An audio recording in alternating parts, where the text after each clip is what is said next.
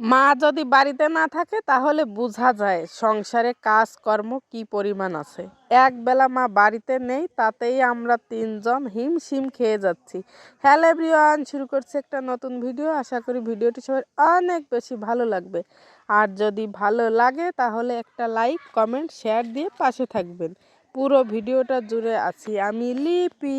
সকাল এবং দুপুর দুই বেলা রান্না বান্না করে আমার মার হঠাৎ মন চাইছে সে তার বোনকে দেখতে যাবে, আর আমরাও এক বাক্যে বলে দিয়েছি যাও, কারণ আমরা বুঝি নিজের বোনের জন্য যেমন লাগে ঠিক তেমনই তার বোনের জন্যও লাগে।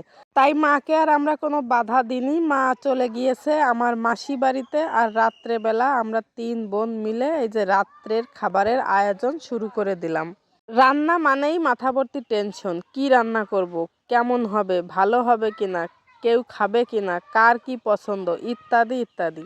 যেহেতু রাতের বেলা আমার বর সাহেব রুটি খায়, তার জন্য ভাবলাম তাহলে রাত্রে আমরা সবাই মিলে আজকে রুটি খাই। তার সাথে ছিল আলু ভাজি আর হচ্ছে ডিম ভাজি। দেখবেন হালকা পাতলা খাবার হলে কিন্তু খুব ভালো খাওয়া হয়, আর যদি ভারী খাবার হয়ে যায় তখন আর টেস্টই বোঝা যায় না যে কোনটার স্বাদ কেমন হয়েছে। তো রুটি তৈরি করতে বসে পড়েছি, আর ও পাশে হচ্ছে বোন রুটি করছে, আর এ পাশে হচ্ছে আমি আলু কেটে এই যে ধুয়ে নিয়ে আসছি। তারপর এই যে শুরু করে দিলাম দুই বোন একসাথে, ও হচ্ছে বেলে দিচ্ছে আর আমি হচ্ছে ভাজি করছি। পাশে কিন্তু ছোট বোনও আছে, সেও আমাদের কাজে অনেক বেশি সাহায্য করছে। মোট কথা রাতের বেলা তিন বোন মিলে রাতের খাবারের আয়োজন করলাম।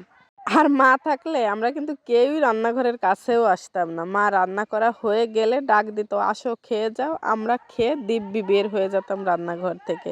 মা না থাকলেও বাড়িতে একদমই ভালো লাগে না। মাঝে কিন্তু মাকে ফোনও দিয়েছি, মাও বলেছে সে চলে আসবে, কিন্তু আসতে একটু রাত হবে। দাদা আছে বাড়িতে, সে বাইকে করে মাকে দিয়ে যাবে। এই যে আমি সবার জন্য ডিম ভাজি করছিলাম, আবার ভাবছি তেল বেশি হয়ে গেলে কিন্তু সবাই একটু বেশি বকাবকি করে, কিন্তু আমার আবার তেল ছাড়া রান্না একদমই সম্ভব না আমার পক্ষে।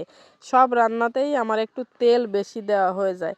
যাই হোক, ডিম ভাজিতে একটু তেল বেশি হলে কিন্তু ডিমটা বেশ ফুলে যায়। ডিম ভাজি করা শেষ, ও পাশে আমার রুটি বানানো শেষ, কড়াইতে দিয়ে দিয়েছি। এখন হচ্ছে আলু ভাজি। আলুটা ভাজি হয়ে গেলে আমরা তিন বোন খেয়ে একসাথে রান্নাঘর থেকে বের হয়ে যাব। এই যে দেখেন ছোট ছোট আলু একেবারে ঝুরঝুরে করে ভাজি করব। তো এই ছিল আমাদের আজকের রাতের রান্না বান্না। ভাবলাম তিন বোন যেহেতু রাতের খাবারের আয়োজনটা করেছি, সেহেতু আপনাদের সঙ্গে একটু শেয়ার করি। তো ভিডিওটা কেমন লাগলো অবশ্যই জানাবেন। যদি ভালো লাগে তাহলে অবশ্যই একটা লাইক, কমেন্ট, শেয়ার দিয়ে পাশে থাকবেন। সবার সাথে আবার দেখা হবে অবশ্যই পরবর্তী ভিডিওতে। সেই পর্যন্ত সবাই আমার সাথে থাকবেন। ধন্যবাদ, টাটা।